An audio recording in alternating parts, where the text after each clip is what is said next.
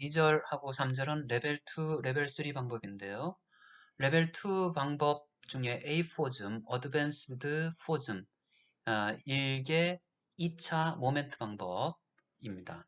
네, 이 방법을 예제로 실었는데요. 이 방법을 실은 이유는 구조물의, 이제 복잡한 구조물의 신뢰성 설계, 성능 평가를 위해 가지고 적용할 수 있는 방법 중에서 어드밴스드 4즘 방법을 가장 쓸 수 있을 것 같기 때문에 실었습니다. 그런데 이 방법이 너무 복잡해 가지고 실질적으로 자세한 방법은 홈페이지에 링크를 통해 가지고 실었고 너무 디테일하기 때문에 여기서는 간략하게 그 절차만 설명을 드리도록 하겠습니다. 책 분량도 많고 복잡한 수식도 많아 가지고 괜히 어려워 보이는 것 같아 가지고요. 그렇지 않아도 어려워 보이는데 제일 처음에는 스텝 1에서부터 스텝 8까지가 있고요. 스텝 1에서는 각 확률 변수들의 평균과 표준 편차, 그 다음에 분포가 정규 분포냐 비정규 분포냐, 그 다음 변수들 간의 상관성은 어떻게 되느냐 라는 것들을 통계적인 특성들을 다 알아냅니다. 찾아내고요. 찾아내지 못하는 경우에 있어가지고 과거의 문헌 조사 혹은 그렇지 못한 경우는 가정을 통해 가지고 각 변수들의 확률적인 특성을 가정합니다. 그 다음에 한계 상태 함수를 정의합니다. 한계 상태 함수는 이게 변이에 대한 한계 상태 함수가 될 수 있고요. 응력에 대한 한계 상태 함수 혹은 강도에 대한 한계 상태 함수가 될 수가 있습니다. 사용성일 경우는 변이가 될 가능성이 크고요. 변이와 응력, 그 다음에 극한 상태일 때는 강도가 될 경우가 큽니다.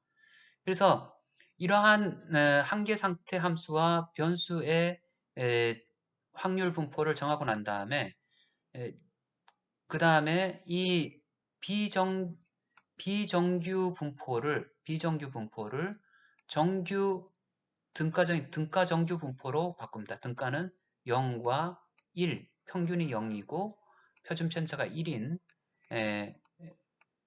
분포로 바꾸고요.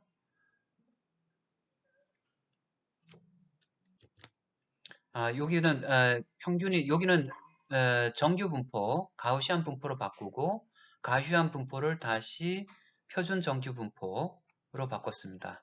평균이 0이고 1. 여기는 가우시안 분포죠. 노멀, 뮤, 시그마의 자승이고 여기선 0과 1로 바꿨습니다. 그 다음에 상관성인 분포를 비상관 분포로 바꿉니다. 상관성이란 것은 결합 밀도 함수가 필요하고요. 결합 밀도 함수가 필요 없는 비상관, 각각의 확률 변수들은 독립이다, 상관성이 없다 라고 가정될 수 있도록 근사적으로 바꿀 수가 있습니다. 그 다음에 이 함수들의 응답, 이렇게 했을 때 응답면, 요 변수들로 구한 응답면, 원점에서부터 응답면, 지금 현재는 2차원일 때는 이렇게 나타내지만은 변수가 여러 개 있을 때는 이렇게 면 혹은 더 차원수가 높게 나타나겠죠. 그래서 최단 거리를 구하려면은 요 면을 알아야 되니까요. 이 면, 응답면을 구성을 하고요. 그 다음에 정규 분포를 등가 표준 정규 분포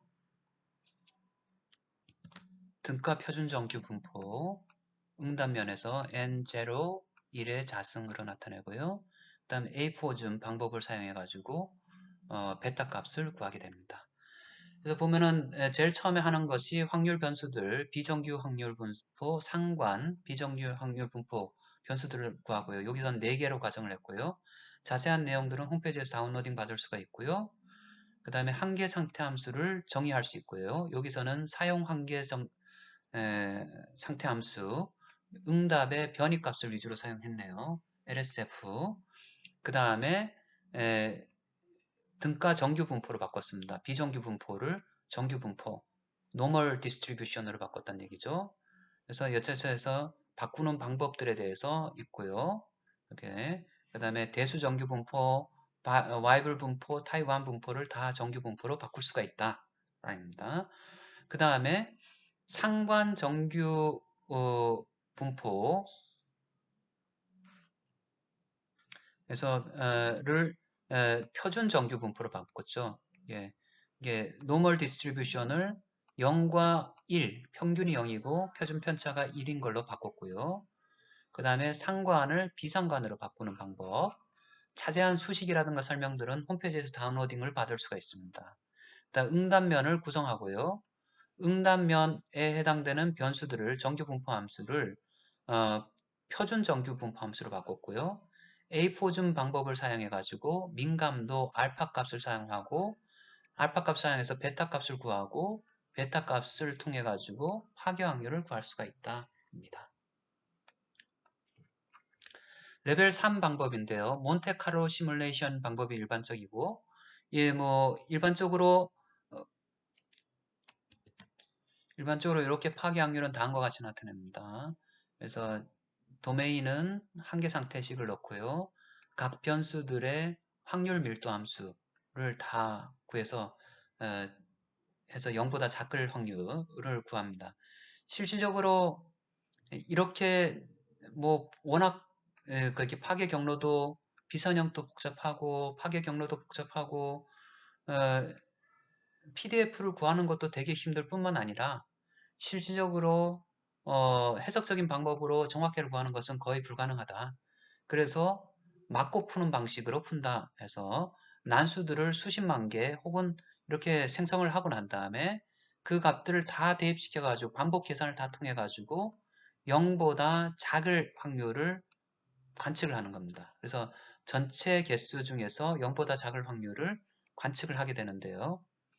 근데 보통 이렇게 우리가 파괴 확률을 구할 때는 우리가 보통 사용해야 될 개수는 몇 번, n 값은 몇 개를 사용해야 되냐 하면은 파괴 확률이 만약 0.1이라 그런다면 0.1 곧 10%라 그러면은 0.1분의 10 해서 100개 정도의 샘플링을 사용해야 되고요. 근데 실질적으로는 0.0001%니까 실질적으로는 굉장히 많은 자기가 파괴 확률의 10배 혹은 100배 되는 수의 개수를 가지고 시뮬레이션을 무대포 풀기를 해야 된다입니다. 너무 시간이 많이 걸립니다. 한 번 계산할 때마다 계산 시간이 엄청나게 많이 걸린다면 거의 불가능하죠. 그래서 이제 실질적으로 많은 횟수의 뭐 10만 개 혹은 100만 개의 샘플 해석을 수행해야 된다니까 이게 너무 힘이 많이 드니까 적은 해석 횟수로도 좀 정확하게 파괴 확률을 뽑을 수 있는 방법이 없을까라고 해서 그 중에 하나가 라틴 하이퍼큐브 샘플링 방법입니다. 예, LHS 방법입니다. 자, 여러 가지 방법, 몬테칼로 시뮬레이션 방법하고 라틴 하이퍼큐브 추출법을 서로 비교하려면은 CDF, 누적 분포 함수를 가지고 비교를 할 수가 있습니다. 누적 분포 함수란 것은 이렇게 확률 밀도 함수를 계속 적분해 가지고 나타내는 거고요. 그래서 보면은 그 일반적으로 랜덤 변수 난수를 0하고 1 사이에 여기서 0이고 1 사이의 난수들을 막 등분포 혹은 동일한 확률로 생성하게 되고요. 그 생성된 값들은 대부분 여기에서 생성되면은 요 값이 해서 요 미디언 값, 그러니까 50%가 이게 중간 값인데요. 요 중간 값에 몰리게 됩니다. 다른 얘기를 하면은 요 파란색 기울기가 급하면 급할수록 요 면에 많이 몰리게 되는 겁니다. 근데 실질적으로 우리가 파괴 확률이라고 얘기하는 것은 어떤 변이값이 어떤 값을 초과했을 때, 그러니까 다른 얘기를 하면 이렇게 됐을 때 요때의 값들, 초과한 값들, 극히 요 작은 구간, 여기에서의 샘플링을 해야지 요 값을 잘 나타낼 수가 있는데 대부분 값들이 요 경사가 급하기 때문에 여기에 몰려 있습니다. 요 가운데 몰려 있기 때문에 에, 몬테카를로 시뮬레이션은 여기서 수십만 개, 수백만 개의 샘플링을 해야지 요 값을 요 끝에 해당되는 값을 정확하게 나타낼 수가 있습니다. 그렇지만은 이게 몬테칼로 시뮬레이션이죠. 5개를 뿌렸는데 5개가 우연히 요 가운데 다 몰려 있더라. 근데 이 파기가 되는 것은 이때 파기가 되는데 변이가 어느 정도 이 끝에 있는 값을 샘플링을 해야 되는데 샘플링이 잘 안 되더라. 그래서 샘플링은 이 경우에는 5개를 했을 때 파기 확률이 0%죠. 그죠? 예, 얼마나 많이 해야지 여기 값들이 나타날까? 전체 개수분의 여기 개수니까요. 그런데 라틴 하이퍼큐브 샘플링이란 것은 계층화 해서 각을 요 세로를 이 같은 경우 5개 샘플링이라면 하나, 둘, 셋, 넷, 5개로 구분하고 각 층별로 하나의 샘플링만 했습니다. 그러다 보니까 각 층별로 요 분산 PDF의 형상을 얼추 나타낼 수가 있습니다. 그래서 이쪽 형상까지 얼추 나타낼 수가 있습니다. 같은 5개를 썼지만은 여기서는 앞에 몬테칼로 시뮬레이션은 시간 요감만 나타냈죠. 파괴 확률은 여기에 있는데 그렇죠. 네, 등분포 PDF 확률 밀도 함수가 이것은 확률 밀도 함수의 에, 얼추 형상을 나타낼 수가 있습니다. 왜냐하면은 샘플링 하는 것을 분산시키니까요. 각 층을 층으로 나누고 만약에 5개 샘플링이라면은 5개로 나누고 각 층당 하나씩 샘플링을 하는 겁니다. 만약에 100개 샘플링이라면 이걸 100개로 나누고 하게 되는 거죠. 그래서 만약에 변수들이 여러 개가 있다. 여러 개 있을 경우는 변수들 간의 독립성을 유지하는 것이 중요한데 어떻게 할 것인가 하면은 그러니까 각 변수에 대해서 무작위로 추출 구간을 선정함으로써 구현될 수 있다라고 하는 겁니다. 그러니까 각 변수에 대해서 어떤 변수에 대해서는 4번 층에서 추출을 했고요. 또 다른 변수에 대해서는 전혀 다른 22번 층에서 샘플링을 했습니다. 그래서 이게 변수에 대해서 다른 층, 각각의 독립적인 층에서 샘플링을 함으로 인해 가지고 변수들 간의 독립성을 유지할 수가 있다. 그리고 작은 파괴 확률이 중요할 경우는 작은 파괴 사건에 기여하는 주로 기여하는 표본을 위주로 샘플링할 수가 있습니다. 이걸 임포턴스 샘플링, 중요한 부분에 대해서 샘플링을 주로 많이 하는 겁니다. 허당인 데 가가지고 샘플링을 엄청나게 많이 하는 게 아니라 중요한 부분에 대해서 샘플링을 많이 할 수가 있습니다. 예제입니다. 간단한 예제인데요. 1절에 해당되는 예제입니다. 선형 한계 상태 함수입니다. 다음과 같은 단순보가 있고요. 단순보 위에 고정 하중과 활하중 혹은 그리고 풍하중이 작용하고 있습니다. 이 지간은 4m이고요. 그 다음에 평균 지지할 수 있는 평균 모멘트 강도 이 보가 지지할 수 있는 강도 자기가 견딜 수 있는 강도는 100kNm이고 변동 계수 평균과 표준 편차의 비율은 0.13입니다. 한계 상태 함수를 다음과 같이 r-x라고 했고요. 모든 분포는 정규 분포, 노멀 가우시안 분포이고 변수들 간에는 상관성이 없다. 서로 독립적이다라고 하고요. 고정 하중과 활하중과 풍하중의 평균과 표준 편차 이거는 S값, S값에 해당되죠. 이건 R값에 해당되고 레지스턴스의 평균과 표준 편차는 다음과 같습니다. 신뢰성 지수와 파괴 확률을 구해라.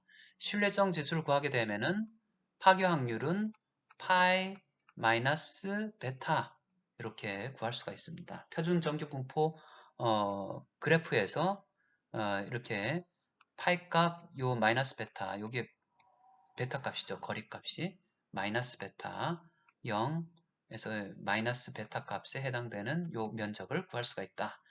고정 하중만 작용할 경우는 다음과 같이 한계의 상태를 고정 하중만 작용하는 걸로 바꿀 수가 있고요. 그래서 MD 값은 8분의 W L의 자승 단순보의 최대 모멘트 값을 구하는 거죠.